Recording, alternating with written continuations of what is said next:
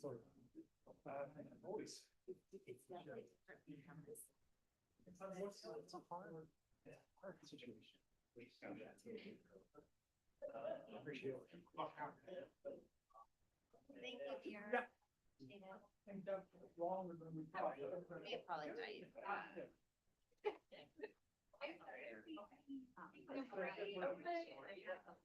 I get it though.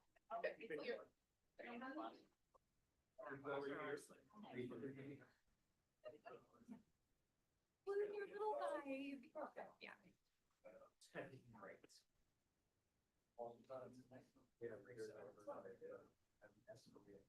I'm literally right there with you. Totally, really. No judgment. It's great. He's got everything. What's the actual presentation?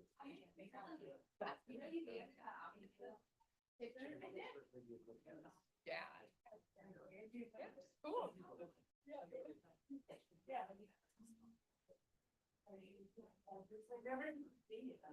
It's randomly approved email tag.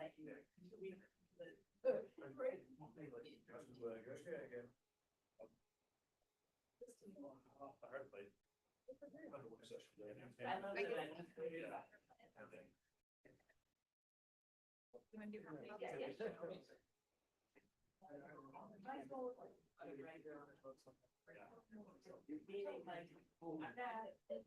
Congratulations.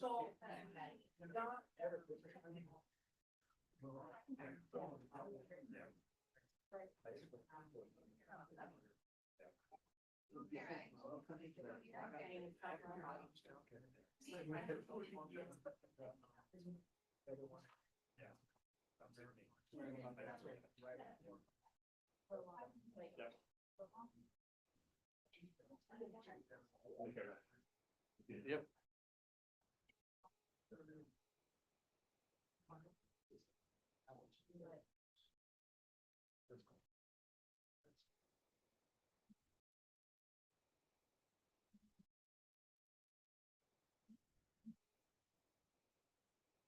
I would like to call the April 8th, 2026 City Council regular meeting to order.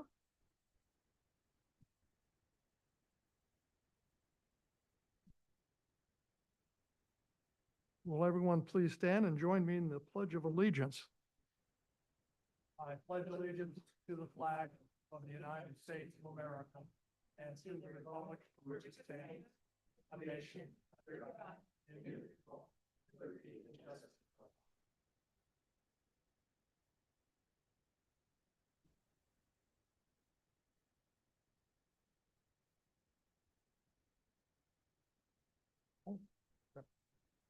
Will the clerk please call the roll? Carey, Present. Chilson, Present. Hutchings, Here. Nelson, Present. Parker, Wackler, Present. Kincaid. Here. You have a quorum, sir. Thank you. Next item on the agenda is the approval of the agenda and consent agenda. May I have a motion to approve the agenda and consent agenda? Ms. Hutchings. May I have a second, please? Second. Thank you, Mr. Carey. Are there any changes to the agenda or consent agenda?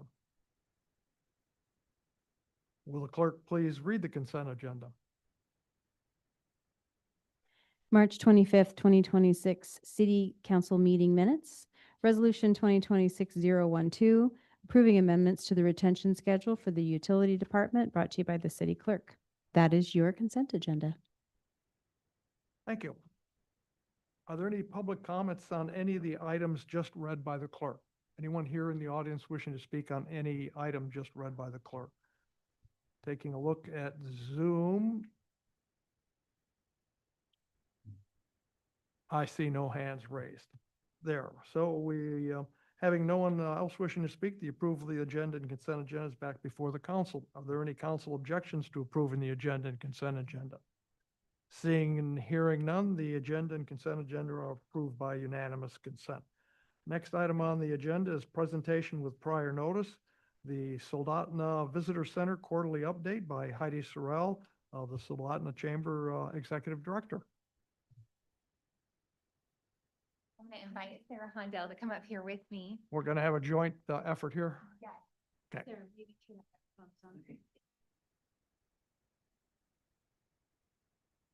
Test. Okay, I have to apologize. Our printer went kaput right before we showed up. So we got as many as we could, and it looks like we're lacking a couple. Okay, so this is our first quarter report for 2026 for the Soldotna Chamber.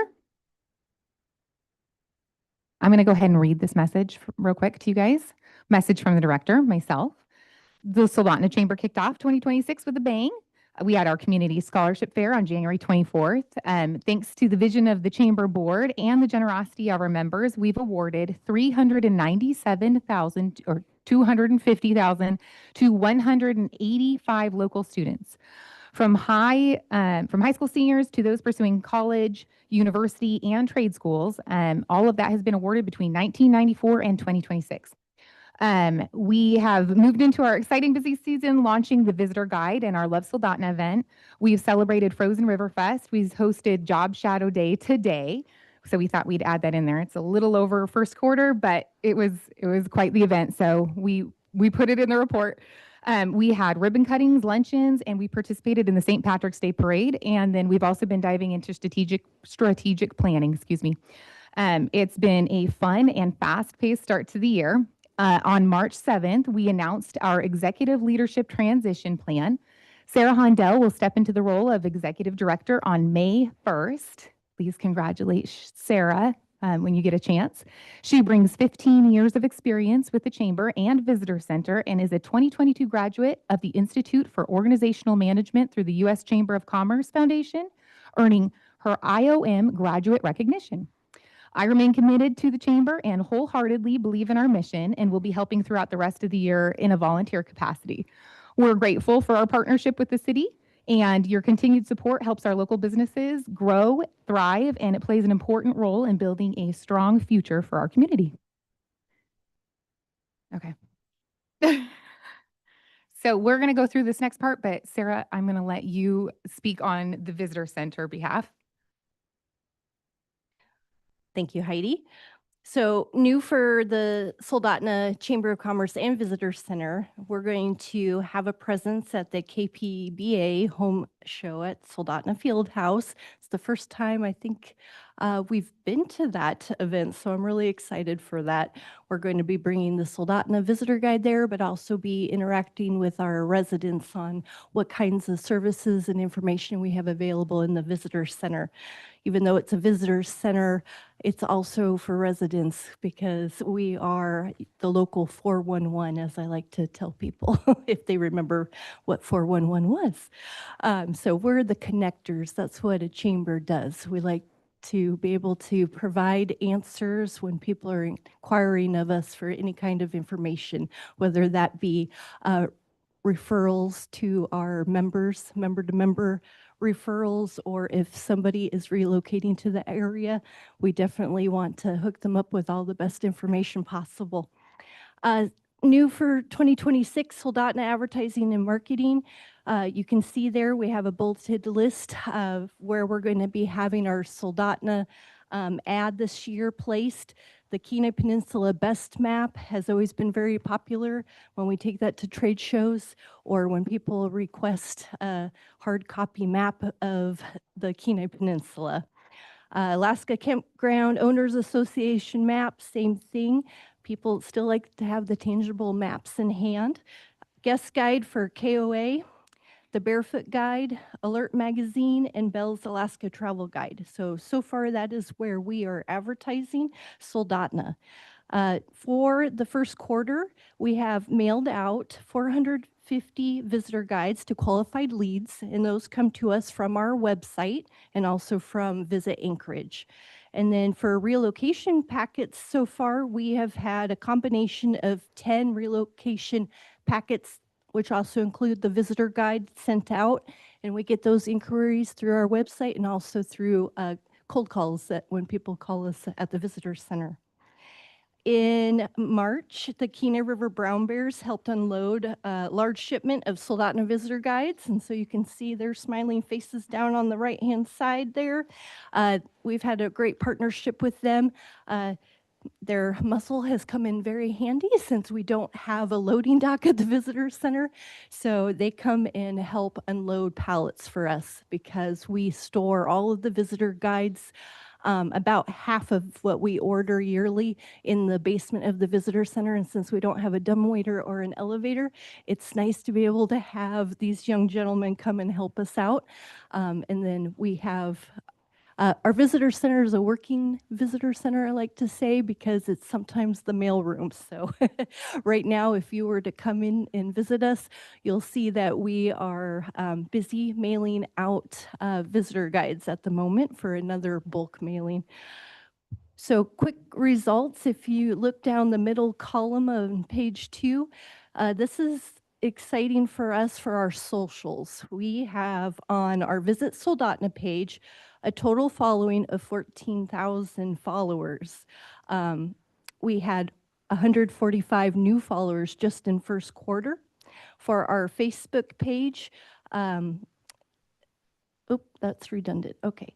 The Soldotna Chamber page, our following is 7.6 thousand, with also a large 1.3 thousand new followers in just the first quarter. So we have been really trying to stay consistent with our posting on our socials. Our newsletter that goes out on Mondays, our subscription, we gained 153 new followers. And what's really exciting is that we have a very robust open rate for our emails. So you can see there we're at 47%, and that's twice as high as the national standard for online newsletters. So we like to share that. It's a great resource for residents and our businesses to submit flyers for their community events or anything that is happening, like a job posting. We have a large section towards the bottom of our newsletter page for any job openings that are in the area. Overall engagement and followers for all of our socials and our website is up this this first quarter. And then something new that was started last year with Heidi that we've continued on is our Artist Spotlight series in the Visitor Center. And so you can see there listed for January, February, March. We've had for a month-long showcase, we had Soldotna High School students in January. We had Jesse Gakal. He had a shutter and strings art display in the Visitor Center. And then March was Aurora Borealis Charter School Student Showcase.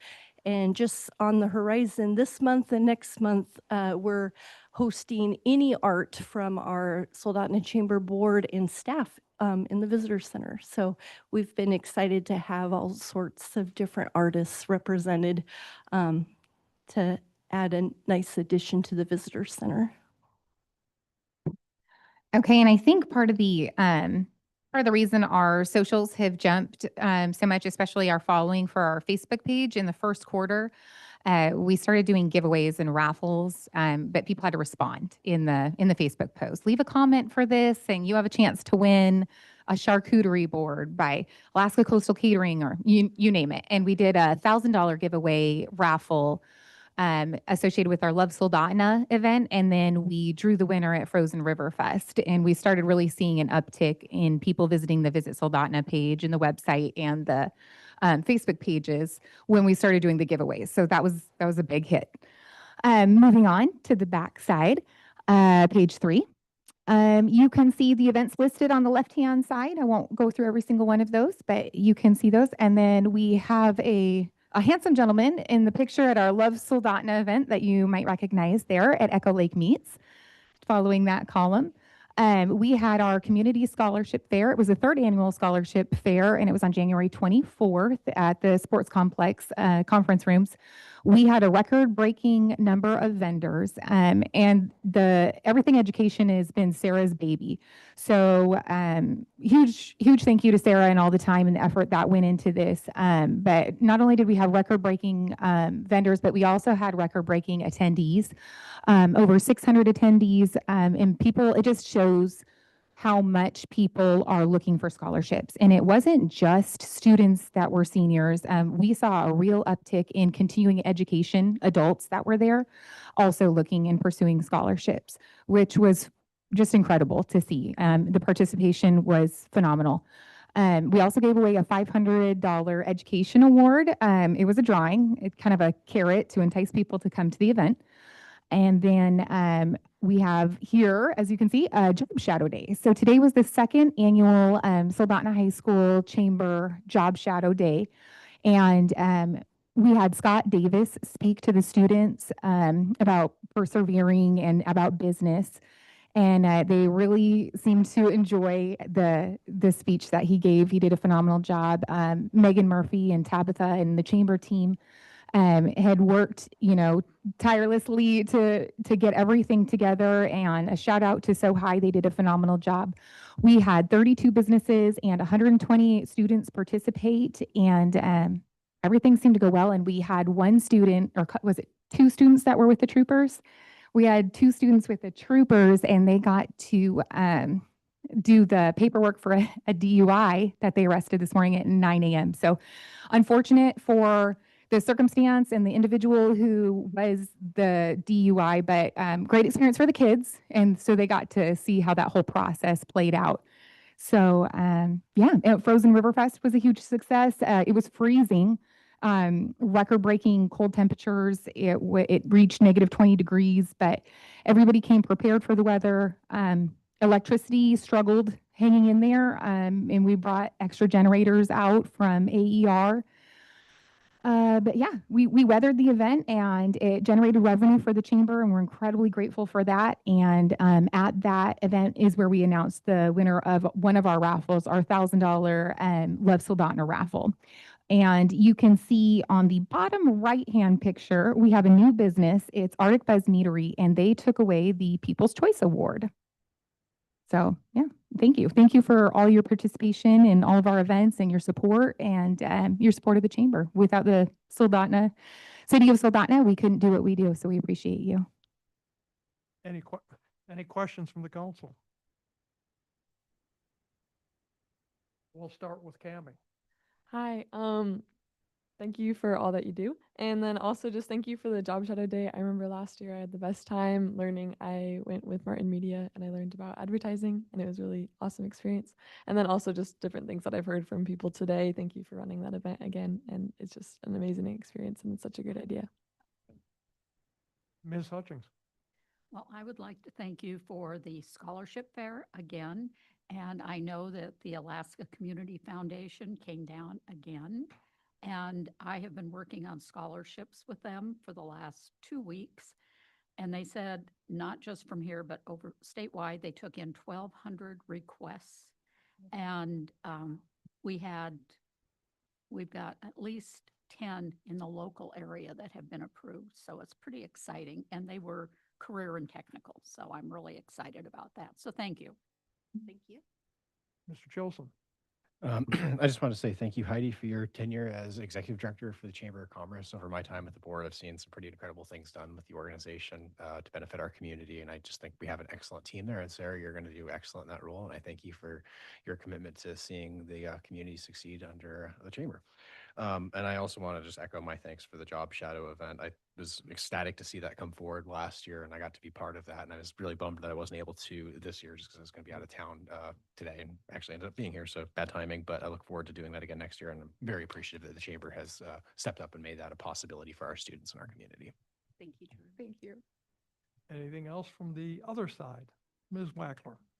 So I did attend your scholarship fair, and I just also want to let you know that the membership, the people that were there from ACF said that they go to a lot of these, and they said that our scholarship fair in Soldotna is one of the best organized and well-attended scholarship fairs that they go to, and they go to them all over the state. So good job. Fantastic.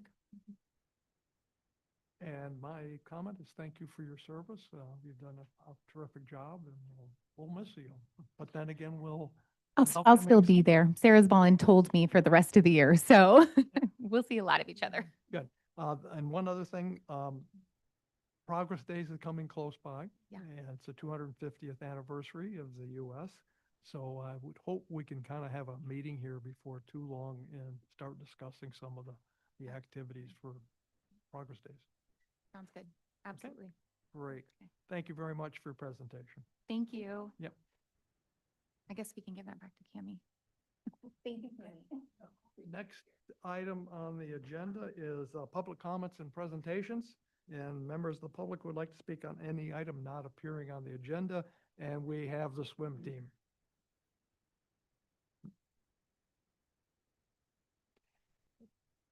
Sorry that things problem. got stretched out a little bit longer than we planned on. And No, it was we meaningful appreciate you sticking discussion. around and being available for any questions. No problem. Do I need to restate my name or anything? Go Or- ahead. My name's Maureen Todd, and I'm representing the Soldotna Silver Salmon Swim Team in regard to pool closures. Anyone on the council have any questions for the Ms. Blackburn? I'll start off. I have a lot of questions. Okay, I'll I think all of try. us have a lot of questions. But user groups and we're discussing a lot of different options. I know, I'm yeah. not saying I'm putting forth any of this as even that we could do, but there's been some talk about one pool being hot, one pool being cold, one pool being good for this, one pool being good for that. I think we can all agree that's probably not a possibility that we're going to have two pools. Is there a possibility that Skyview can be used for your program and that could transition, or no? Based on everything, from my understanding, is they would have to lower their temperatures. They don't have any of the starting blocks like SoHi has. Additionally, it would mean that there wouldn't be any high school PE classes. I'm trying to think in terms of SoHi's feeder schools, if it's all Skyview or if students that went to junior high at Skyview, if it'd be like the same thing as them having a PE class to learn how to swim at SoHi. Stephanie, do you know if, in terms of size for Skyview compared to SoHi? Like fitting swim team opportunities? So when Skyview turned into the middle school, they removed all swim team items. So they don't have any of the equipment they don't have like the lane lines, the blocks, I don't even know if they have diving boards in anymore. But they don't have like the timing system, the pads or any of that to run any kind of swim team program, which would be upwards of 50 to 70,000 to replace-ish. Blocks being about 2,000 to 2,500 a piece. And scoreboard and all of that stuff is fairly expensive. Temperatures can be negotiated. It's interesting. We fought, I forget which year it was, to save Skyview because the community was using Skyview as the Kenai as the pool for that event. And so they worked really hard to save it. And it became like the therapy pool. The hospital used to use SoHi. SoHi has been 82 to 84 for I don't know how long as far as temperature. I don't know as far as therapy, like they used to use SoHi as the pool that they went to. I don't know what they need as far as therapy goes to make that work. They're paying money whether they're there or not. And I don't know how often they utilize that because I haven't looked into like the usage of there's 2 or 3 different, one other or 2 other besides the hospital that uses Skyview as a therapy pool. I have grand ideas of how to make it work so that there's room to expand SoHi's pool so that we could add another pool and some locker rooms. And if it had to be separated from the school, I think with grants or sponsorships, we could get that paid for and have like a warm-up cool-down pool, which would be a warmer pool to do therapy session in, and adding a couple more lanes to make it in my opinion, Sohai it's got the biggest pool deck space. It's the nicest pool to run meets in and to run competitions in. It's the biggest pool on the peninsula as far as deck space goes in order to host. It has the nicest stands. It would be nice to be able to run some bigger meets. Yeah, I don't know. So you answered my question. Okay. Between the two pools, if all being the same, like cost-wise, we know that they're not because we have Right. an older pool, a newer pool. It was listed that maintenance cost was one of the lowest of all the 7 pools. Because they haven't put any money into Sohai. So that was another question. I I f- Does I that f- mean because it's going to need more maintenance?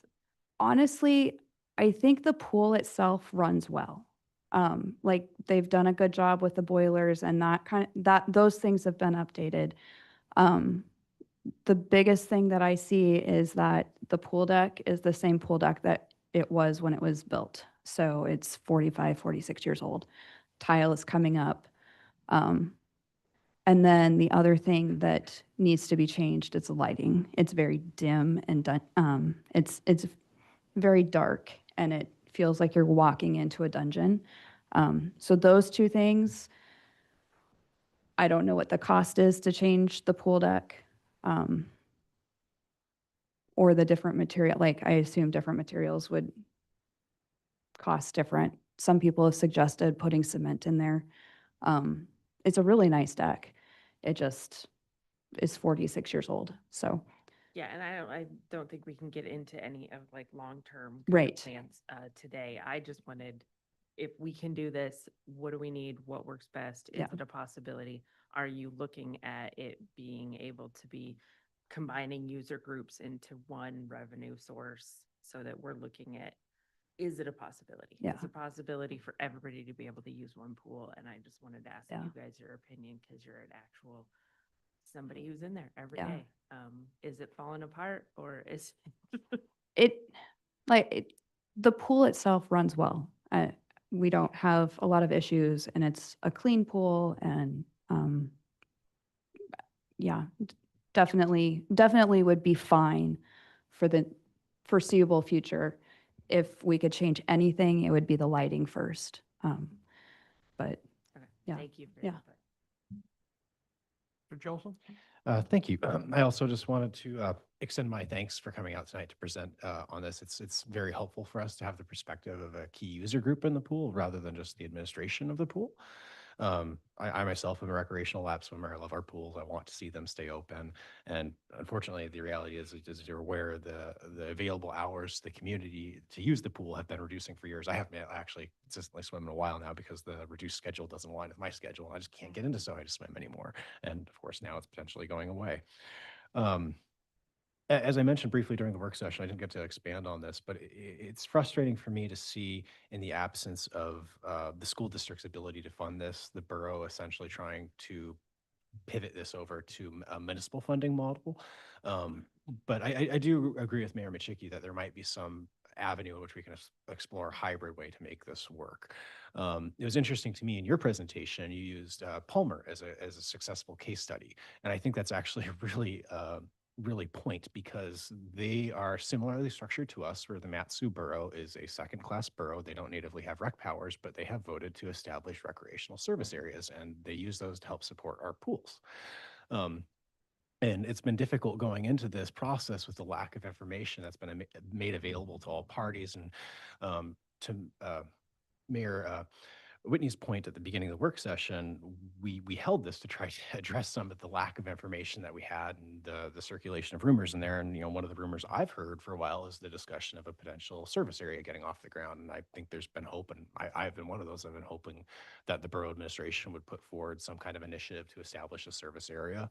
Unfortunately, the reality that I think we saw tonight, as evident and Mayor Machicki's own words, is I think his administration has zero interest in putting forward a service area himself. That being the case, as he acknowledged, there's nothing barring our community from stepping up and taking the initiative to potentially get something on the ballot. And that's something I don't want to lose sight of. And I think our user groups are the ones who have the most potential to advocate for that and make that happen. And I would really like to see this energy that you've brought forward, maybe united with other groups, maybe in the Kenai area as well, to really see if we can rally and get some community interest and maybe get a petition started with the borough clerk's office to get a service area for the Sun Pen area on the ballot. I think that really needs to be explored. I'm not ruling out the possibility of the city potentially providing aid in there. I think it's a difficult discussion, and we still lack a lot of the information we need as a city to make that really important decision. But we're getting closer based on the information we've seen today. And maybe there's some potential hybridized model where we could, as a community, come together and advocate for a service area. And I recognize that that is not a quick solution, but maybe we could have some interim avenue where the city provides some funding to help, stopgap and get this running for the next year or so, with the intention of a service area coming forward if there was evidence to show that there's momentum there. But I think we need community groups to step up and see that happen. So to that point, I think, so it would be a citizens initiative, right? Where you collect signatures and it goes on the ballot. I believe, so in Ninilchik, that's what they did. The school district, I think, agreed to, because the Ninilchik pool was going to be closed. And they agreed to keep it open for a year while Ninilchik went through that process of putting it on the ballot. Now, Ninilchik is a different community, right? It's a huge retirement community of snowbirds that didn't want to pay those taxes or that mill rate or whatever when they're only in the community half the year. And so that it didn't pass. They were able to get it on the ballot, but once it was on the ballot, the voters of that community didn't pass it. And so I think that's the hesitation from the borough, is that they're just concerned that if that was the case study, if that's like what we're basing it on, then if it didn't pass, how do we justify keeping the pools open if the community said they didn't want them? I think you spoke to that exactly. Yeah. Ninilchik is a very different demographic than the Yes. Central Peninsula area. And I personally feel that if you were to get the question on the ballot, we have a good chance of a different outcome Okay. on Ninilchik. And I don't feel it's fair for the borough to use Ninilchik as the sole litmus test as whether or not to advance a recreational service area. So again, in the absence of support from borough administration, I would really love to see some community groups step up and pursue that. And I can't speak for our entire council. I can only say my personal opinion. But if we had community groups come forward and say, hey, we have started the initiative process to get a ballot question for Central Peninsula Recreational Service Area to support our pools on the ballot, maybe that, if that were to go forward, would start, the year after. And if you as a city were able to come forward and help fund the operation of the pools for 1 year until we could get the service area established and running, I personally would be supportive of that. Again, I can't speak for the council, but I would love to see something like that No, I happen. understand. Yeah. So, well, and based on our stakeholder feedback survey, there's a lot of people who want to see the pools maintained. And I understand not wanting to agree to anything long-term, again, without all the information and not knowing what the cost would be. So, Absolutely. And again, there's just a lot of lack of information questions here, but we're getting closer. And I really do appreciate your group coming out to Thank you. share this information. Thank you. And thank you for the guidance on the direction we could take it. Yeah. Is there anything else? Any other questions from the council? I do have a couple of quick ones. Okay. Are there any other swim team groups, or are you the only one? There's the So High team, which is the school team. And then we're like the club team, and it is a 6 or 7 month season. And then the Kenai pool has the community of Kenai also has a swim club. And their high school team. Yeah. Okay. So that's 4 in this area. They're going through the same thing. They're going over through in the same thing. Kenai.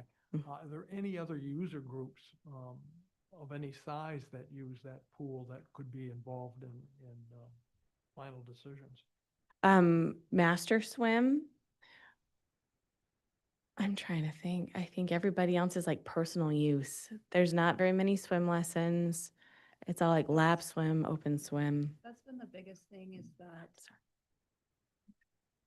Right now, the pool manager that's currently there is burnt out. And since COVID, there really have been zero swim lessons, very few programs. Part of it is because every single time one was brought up, it was shot down. And I believe that the pool manager is just done. And I think she's on her way out. Like, she's going to retire at the end of this year. And so, like, needing to find a new pool manager that has the passion to put those programs in, and an entity that's willing to allow those programs to run. It has been a long, a long 10 years of a lot of no's and a lot of, you can't do this. So I believe that there are so many people that are asking for adult learn to swims and programs to be put into the school. And I think that we can build a really good, robust user group. But right now, there isn't anybody because it's not open. There's no evening lap swims. There's 3 lap swims in the afternoon, and there's 5 in the morning. And then we use it, and then the PE groups, and that's it. It's not open on the weekends.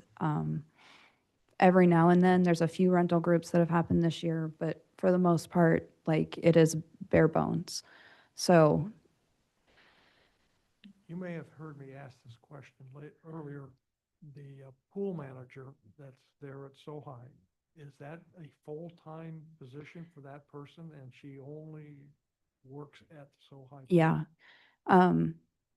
For her, when she took the position, she had young children, and so she chose to run the pool from like 6 a.m. to 2 p.m. And then she has lifeguards that will take over and do the 2 o'clock to 6 o'clock programs. Sometimes they would extend to 7:30. Because of how the school district has structured lifeguarding, only senior guards can now do be on deck by themselves. It used to be that the junior guards that were 16 to 18 could do your swim lessons, your high school swim team, your club swim team. They're not allowed to do that anymore by themselves. They have to have a senior guard on deck, and we don't have the numbers, and we don't have the user groups to have that many lifeguards on deck. And so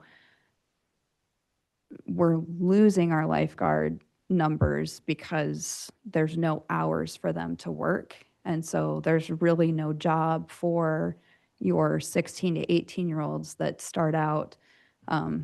They can barely get hours, and it requires them to have 250 hours before they can become a senior guard. And you can't become a senior guard until you're 18. And if you're only getting an hour a week as a lifeguard, there's no way for them. So like,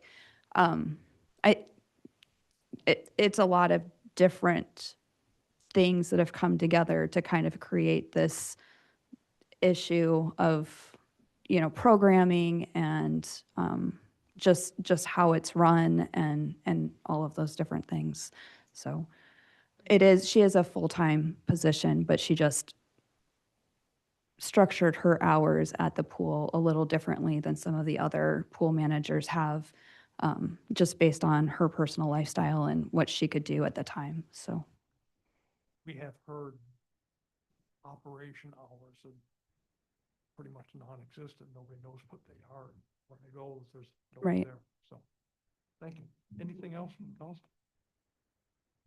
Okay. Thank you again for your presentation. Like I said, I'm sorry that it got stretched out a little bit longer than we thought. thank you for inviting Okay. us. Thanks for your time.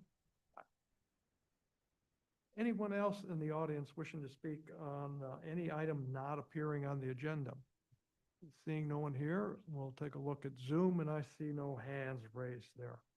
Next item on the agenda is Assembly and Legislative Reports. Are there any representatives from the borough? And obviously there are not at this point in time, and I see none on the Zoom, nor any hands raised.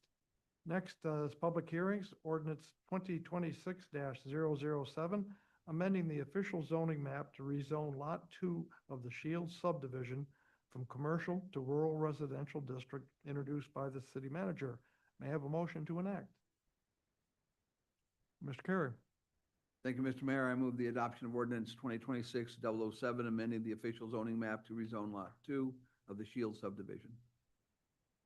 And thank you, Mr. Bond. And I had a second there from Ms. Hutchings.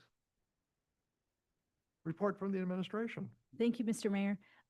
Director Mitchell has a PowerPoint. Would you like her to do that now or after the public hearing? I'll leave that up to you. I'm sorry. Director Mitchell has a PowerPoint to present the information. Would you like her to present that now or after the public hearing? Let's do it now. Okay, thank you. Thank you, Mayor Whitney and City Council members. So this ordinance is mentioned to rezone what is currently zone commercial to rural residential. And this is a concurrent application with a preliminary plat of a 2-lot subdivision known as the Shields subdivision. And here you see on your left is the existing zoning. Everything in yellow is commercial, and then everything in the lighter teal is rural residential. And to the right is actually the preliminary plat. I highlighted in color to match what's being proposed. It's a 2-lot subdivision. So to the north is lot 1, to the south is lot 2. And so that southern portion is being requested to be rezoned from commercial to rural residential. Part of the reason with this is topography. It's a very steep slope where the section line easement is to the west of the property line. And as you know, with the Sterling corridor, fewer access off of Sterling is better. And so there's currently an existing driveway that's being shared with this lot, lot 1, or the entire lot itself, with a lot to the west, to the east. And so what's being proposed is to subdivide it by 2 lots, and then use the same driveway access, and then require lot 2 to record a private easement that runs with the land to ensure that lot 2 is not going to be landlocked. And the reason why it's being rezoned is staff suggested that if this is going to be subdivided, it is best to lower the intensity of the interior lot. Because if you keep both lots as commercial, one with full frontage along Sterling and the other one is behind, we're going to run into some zoning complications of if this interior lot, lot 2, is commercial, how are they going to advertise? Then we're going to find ourselves needing an off-premise sign, which the code doesn't allow, or further a freestanding sign, which would be a very large sign to see for an interior lot. So more appropriately, the development of lot 2 to protect Soldotna Creek as well. The rural residential is a lower density, lower impact than you would see in a commercial district. And so just to compare what's the existing and what's being proposed, as you can see, the lower portion would be rural residential, and staff and Planning Zoning Commission recommend approval of this at their March meeting, finding that zoning it to rural residential would protect lot 2 from development near the creek. Even though we have K-Rod, we don't necessarily have code to protect Soldotna Creek. The borough has their habitat protection district, but we don't. So this will ensure that too, that at most in the rural residential, you can see a single family home or a duplex on this premise, not a full-blown commercial district use, which would allow a lot more higher intensity use. And then with the commercial district is to remain there, even though what's being proposed on site today is a single family residence. A CUP was approved for it a couple years ago, and they renewed it due to its expiration date of 2 years. And so staff is recommending that this meets the requirement for an amendment because it's rezoning a lot that's enlarging another adjacent lot, as you see rural to the south and rural to the east. And really, it's undeveloped to the west there. And to the east, you have the Stillwater Chalet, which is vacation rentals that's been around since 2006, and storage yard to the north there near the intersection of Mackey Lake. Otherwise, that concludes staff's presentation. If you have any questions, I'm happy to answer them. Thank you.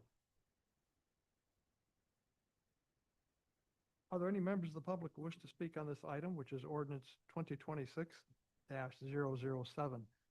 Seeing no one here in the audience, we'll take a look at Zoom, and there are no hands raised there. Having no one wishing to speak, the item is back before the council. Are there any council comments? Seeing none, are there any objections to enacting ordinance 2026-007? Seeing and hearing none, ordinance is enacted by unanimous consent, 6-0 vote. Next item is ordinance 2026-008, reallocating $235,000 previously appropriated in the Soldotna Regional Sports Complex Capital Project Fund to the Small Capital Project Fund for the Winter Sand Cover Structure Project, introduced by the city manager. May I have a motion to enact? Ms. Hutchings. Make a motion to enact ordinance 2026-008, reallocating $235,000 previously appropriated to the Soldotna Regional Sports Complex Capital Project Fund to the Small Capital Projects Fund for the Winter Sand Cover Structure Project, presented by the city manager. Second, please. Thank you, Vice Mayor Parker. Report from the administration. Thank you, Mr. Mayor. I'm going to ask Director Cornelis to speak to this item. Thank you. This ordinance would appropriate supplemental funding to enable the construction of the winter sand cover structure. We stockpile a little over 4,000 yards of sand. We mix in a little bit of salt out at our Funny River Road shop. It's exposed to the elements. We try to cover it with tarps, and that doesn't work real well. But with the freeze thaw that we see more and more often, it's pretty difficult to make that sand work and get it into our sand trucks that then gets put out on the street. We applied for, or we submitted a grant request to the state in 2023, and we did receive $300,000 towards this project. We also did a supplemental appropriation in 2025 as costs had gone up.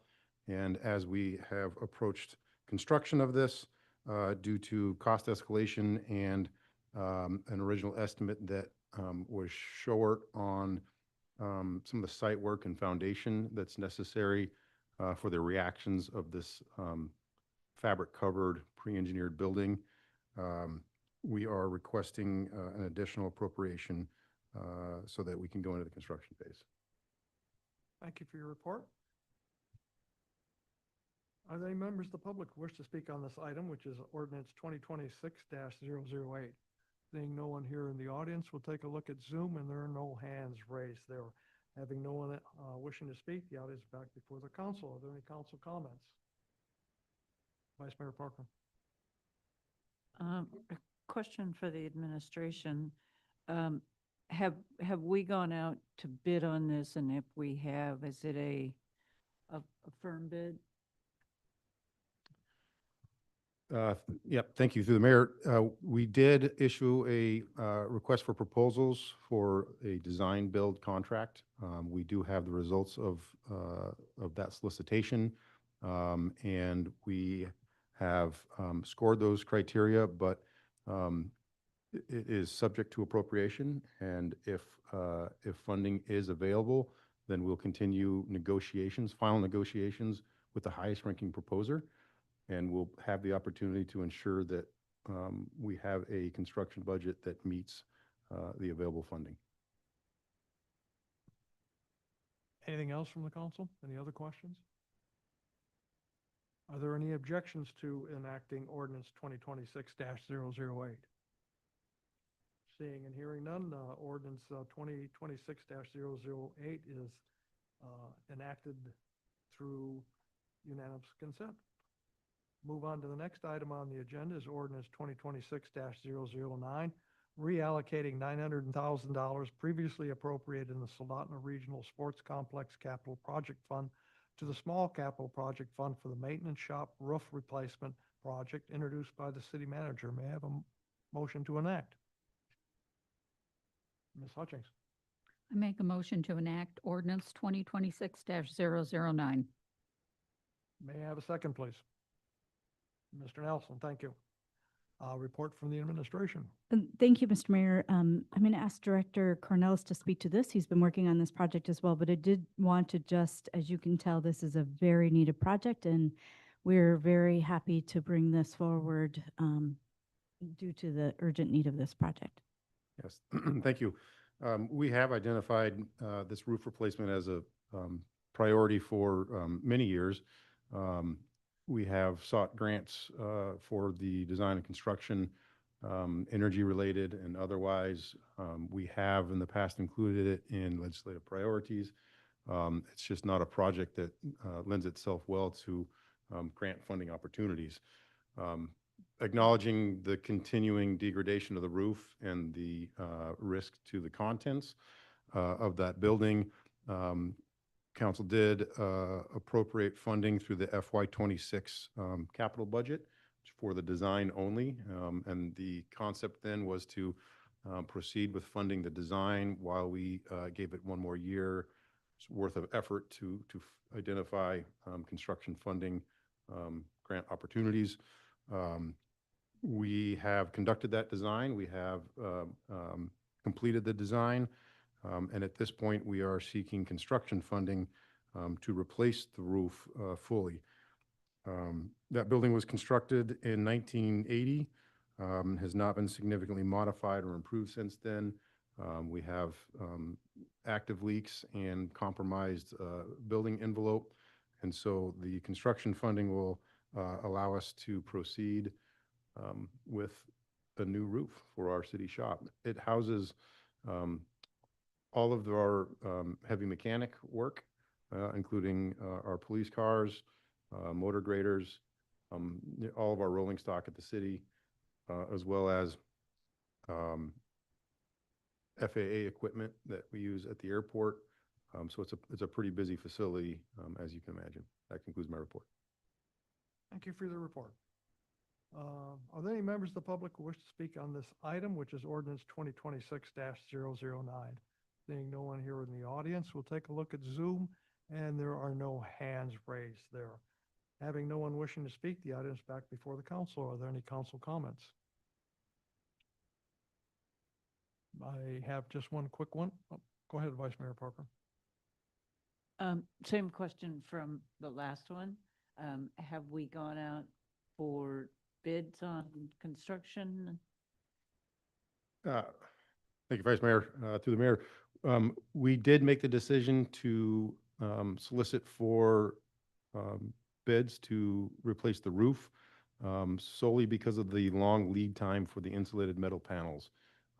We have recent experience with the lead times on those with our field house, and we know that we don't want to go through another winter without a new roof on that facility. So it is currently advertised, but we have not received bids yet. Anticipated date for receipt is? Manana. Okay. Anything else from the council? One quick question.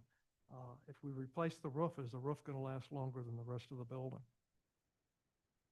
That's a good question, Mayor. And we did an existing conditions report prior to funding the design, and the determination was that the structure itself is sound and in good shape and will give us many more years of service with a new roof. Are there any objections to enacting ordinance 2026-009? Seeing and hearing none, ordinance 2026-009 is enacted by unanimous consent. Next item on the on the agenda is mayor and council reports. We'll start out with the mayor's report. A couple of things. Right now, Mr. Chilson is going to be retiring from the Chamber of Commerce liaison position. And so we need someone from the city council that would be willing to be the liaison person to the Chamber of Commerce. I'm not going to ask for anybody to jump up and volunteer tonight, but here, hopefully in the next week or two, someone will reach out and advise me if they would like that position. Along the same lines, it also is an opening on the Parks and Recreation Department for someone from the council to be the council representative ex officio officer on that position, in that position. So here again, if anybody wants to jump up and volunteer for that, kind of think about that over the next week and two, and get a hold of me before the next meeting. This Sunday, I will be participating in a trivia contest between the Soldotna Historical Society and the Kenai Historical Society. I'm not quite sure what I've gotten myself into, but I understand Mr. Chilson's wife may be also participating in this, representing Soldotna. So hopefully by the next report, our next meeting, I'll have some kind of report on that. But like I said, I'm not quite sure what I got myself into. Yesterday, the city manager and Vice Mayor Parker and I had the opportunity to be in Juneau and meet with a number of people there. And that was a very informative and I think a very good meetings. We had meetings with Representative Andy Josephson, Senator Jesse Bjorkman, Senator Mike Cronk, Representative Justin Ruffridge, Katie Lujan and Sean Sandy from the Office of the Governor. We had another one with Deputy Commissioner Ann Latham of Commerce, Community, and Economic Development, a meeting with Representative Bill Elam, and a meeting with Commissioner Ryan Anderson of Transportation and DOT and Public Facilities. Very good meetings. We had a very, I think, encouraging meeting with the Department of Transportation. They are looking at and considering placing a planner down here in the Soldotna area and are looking for the possibility of some office space that might be available to put a planner down here full time. We're going to be looking at what might be available here in town. We've taken a look at possibly at the Blasey Mall. I know Stewart Insurance down the block here has a couple of, may have some open space there. And Toriani's old building over here may have some space available. So there's a couple of things there. Be a great opportunity to have someone that's somewhat into the planning process for DOTPOF that we can be working with on almost a daily basis in person. Other things we learned down in Juneau is the capital budget. There's a very good possibility that there will be a capital budget this year.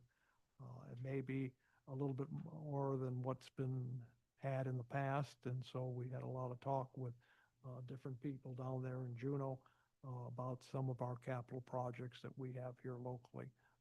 And I think keep our fingers crossed, we might have some good luck there. There was also discussion about the permanent fund dividend, and everyone down in Juneau pretty much said that even though the mentioning of the $3,800 permanent fund dividend in the budget is that in all likelihood, don't put that in the bank yet. It's probably not going to be that much. There was an email that came out today, and I was talking to the city manager here earlier, and there's some changes in the one bill having to do with PERS and going back to kind of a defined benefit program. And some of the amendments have been made there to raise the 22% to 24%, which would be a hit for municipalities and all over the state.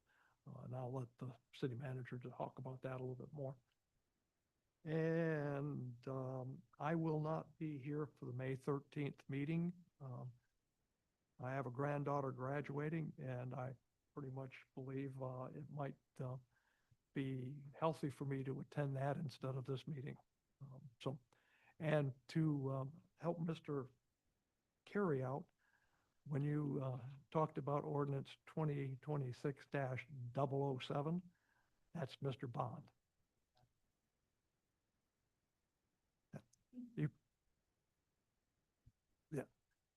You must not have gone to too many movies in the old days.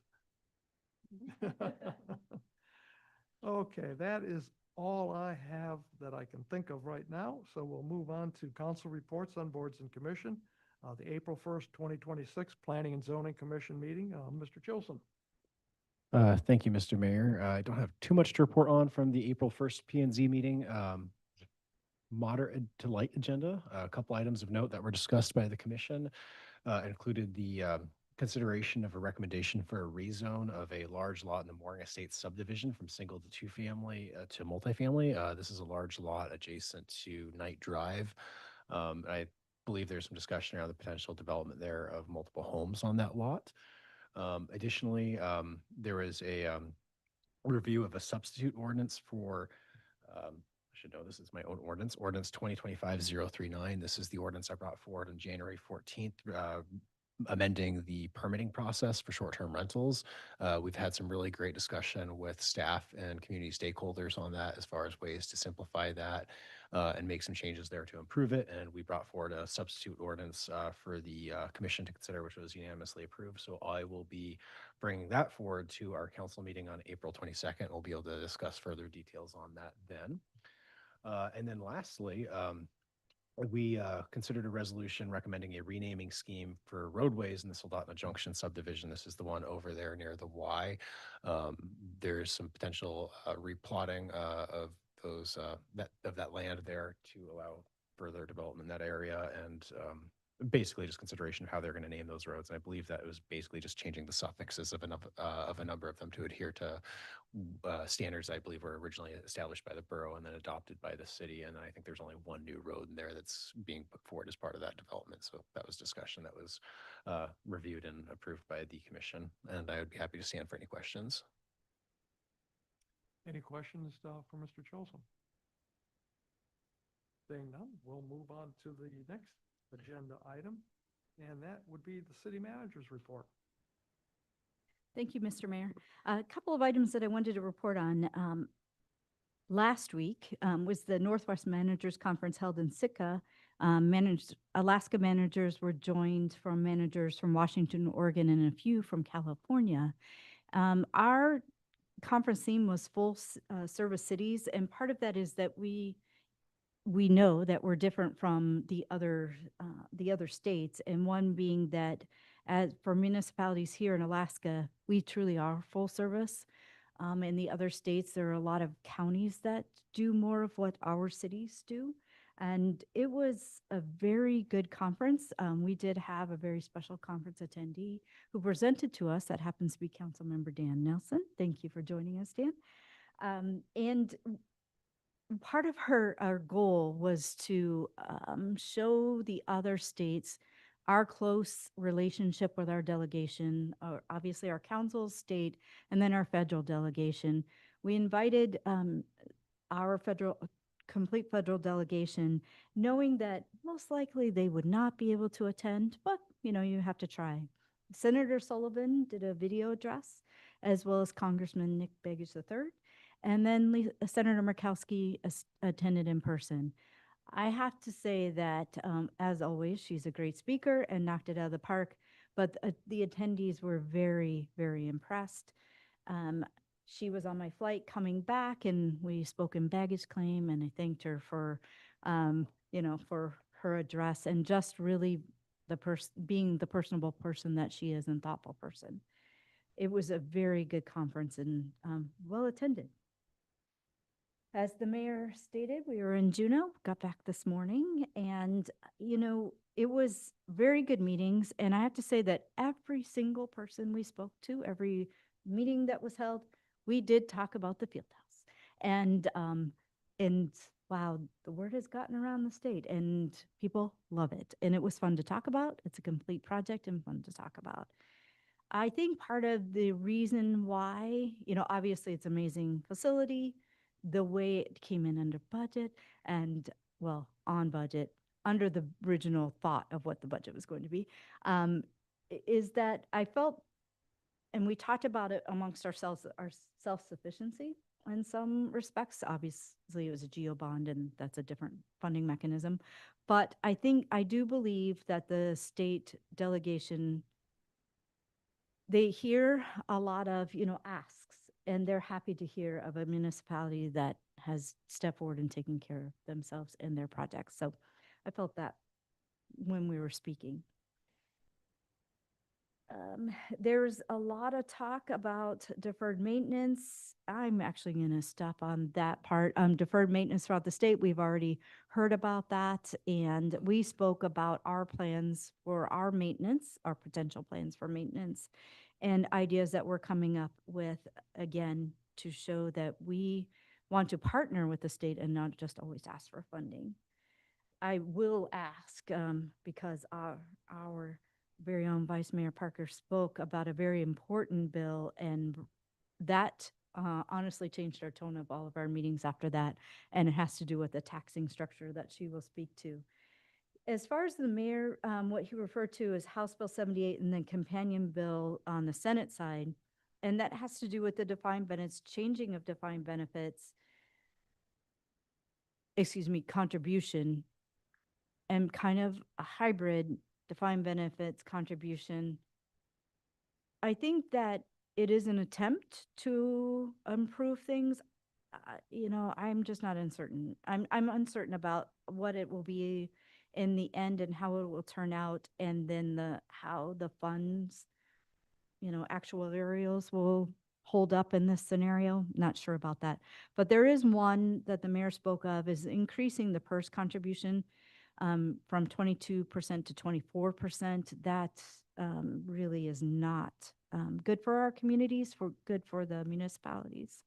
Because as you know, and I'm a broken record on this, that all PERS communities paid what the state told us to pay, and that they messed up the funding mechanism, and we're all being penalized. And I don't believe that we should pay the extra 2%.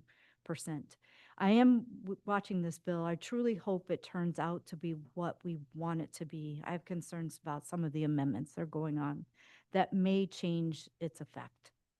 So that's, oh, one other thing is, and I know that I emailed you, but super excited, to receive an email from Laura Reiner announcing that the city did receive $961,000 for in grant funding for our signalization study at Arena Avenue. We did speak to Commissioner Anderson about this and announced, and actually everyone we spoke with, because it's one of our priorities, so we had to share that.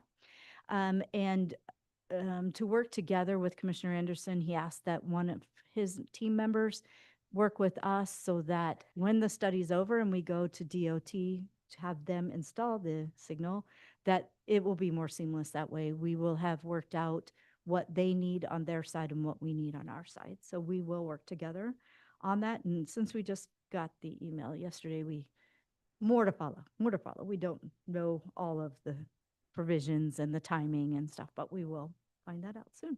And when we have more information, I'll pass that along. Any questions for the city manager? Okay, seeing none, we'll move on to the next item on the agenda, and that is public comments. Or any members of the public would like to speak on any item? Seeing none here in the audience, we'll take a look at Zoom, and there are no hands raised there. Next item on the agenda is council comments, and I'm going to start with Ms. Kincaid tonight, and she can tell us a little bit about swimming pools at Sohai after all the discussions we've had earlier. I can try. I have a few notes written down. Just like from a student's perspective, I did used to do swimming. I used to be part of the Silver Salmon swim team, and I was just thinking about it, and I have definitely become a stronger swimmer because of that. I took lessons at Skyview and at Sohai to learn to become a swimmer, and I've had several friends who don't know how to swim, and it's definitely a thing that impends their life, and that they can't enjoy their life as much because they won't be able to learn how to swim because they aren't able to take classes now, and there's not that availability. And it'd be great to continue to have that availability to learn to swim. But being a swimmer and having pools and having access to pools has definitely helped my life. Just to have confidence in my swimming and to be able to be confident in helping others to learn to swim and to help others in case of any danger, especially having lakes in the area. And just being aware of that as a potential danger. I've made friends doing swimming that I still am friends with today, and I still kept those connections. And I remember when I did do swim team in elementary school, I did it 5th through 7th grade, that I was able to de-stress after school and it helps me to really learn to be competitive, doing competitive swimming, and to cherish some physical activity. Um, yes. And then also another thing that would be good to think about as I looked into other schools, not only in Alaska, but just other schools that have had to talk about um, pools and pools closing or potentially building pools. And just one thing that we should take note in is like the amount of driving that students would have to do or people would have to do doing swim team or just trying to use pools, because there is so much money that is going into for transportation already in school sports, and there's already so much that people have invested in trying to do school sports and trying to just keep those physical activities going.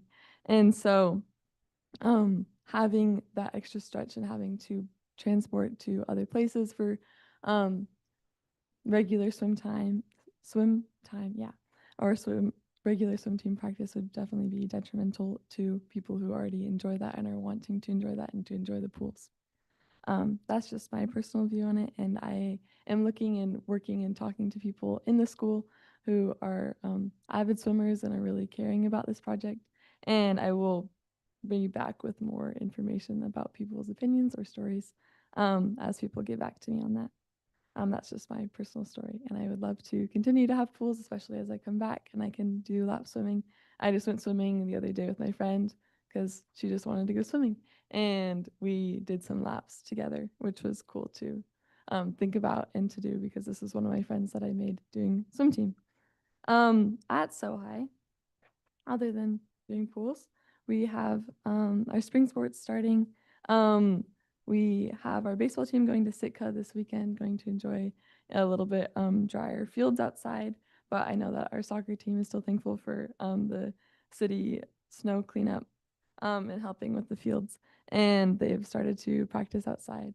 Our National Honor Society recently had a blood bank drive and wanted to kind of remind everyone that they can continue to donate blood to our local blood bank. And coming up in about two weekends from now, we're having our Frozen Junior musical, April 23rd through 26th, that they're working hard on. Other than that, we don't have too many announcements, just things are starting up. And I'll continue to find different student perspectives on pools. Thank you. Thank you. We'll start with the left tonight, and we'll go to Ms. Hutchings. Well, I will say that I'm enjoying the warmer weather, and I'm sure the street people are not happy with the mess that everything has been, but they have certainly got out and got the streets clean, so I do appreciate that. And other than that, no comment. Mr. Nelson. Thank you. I did appreciate the work session today. I think there was some good information and discussion. And I will just comment on, I got to see a few very interesting presentations, including our own city managers at the Municipal Managers Conference. And it's just a good reminder of kind of how complicated things are. I think we see top 1% of things here at the council, but not the day-to-day sometimes. So staff and of course our city administration deal with that. So thank you very much for that. Mr. Jolson. Thank you, Mr. Mayor. You beat me to it earlier tonight. I was going to announce my resignation from both the Chamber of Commerce's board as well as the Parks and Recreation and Advisory Board as the ex officio liaison for the city of Soldotna on those bodies. Been on the Chamber board for about 8 years now, and not that long on the Parks board, but a while, and it's just time for a change on that. I'm just grateful for the opportunity on that. And I was just going to say, if any council members are interested and have any questions as far as what that is like, I'd be happy to share any feedback that could be helpful for that decision. Just thank you for the opportunity, Mr. Mayor. Now we'll go to the right wing. Vice Mayor Parker. Thank you, Mayor Whitney. I think that's the first time in my life I've been referred to as being part of the right wing. So the mayor and the city manager reported on what we did in Juneau, and I wasn't going to say anything about it because they did such a great job. But then the city manager put me on the spot. The one thing that we did talk about that is impacting a number of communities and boroughs around the state is the proposed legislation for the in-state gas line. And the primary focus of the discussion has been with the boroughs and talking about reducing property tax associated with that and bringing that mill rate down.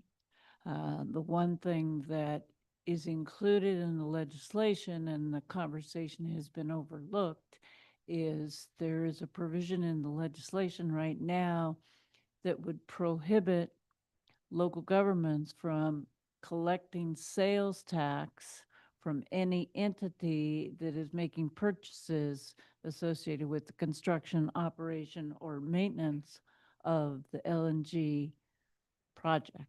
So that would include the pipeline, in the future, the liquefaction plant, and the export terminal, which would be considerable. The other aspect besides sales tax on purchases, it would also include anybody coming up as a contractor that is having to rent accommodations. So it would prohibit collection of any bed or lodging tax as well. In the discussion that we had with the variety of legislators that we met with, some of them were aware of this provision in the bill. And then there were some that were like, oh, wow, we didn't realize that was in there. And it was something that we did not speak in favor of and are hoping to see that get removed from the legislation because, as you know, when large projects commence, particularly here on the Central Kenai Peninsula, everything will come through Sterling, Soldotna, Kenai. Businesses associated with that would be precluded, if it were to pass as is right now, from collecting any sales tax. And the communities and the city of Soldotna, the city of Kenai, those communities, we're going to be impacted with through police, through our roads, CES, fire departments. So if we're precluded from collecting tax, how do we pay for providing those services that are going to be demanded when we get this project underway? So we'll see how that flushes out. And it was, our comments were well received. And at this point, everybody is supportive of the gas line moving forward.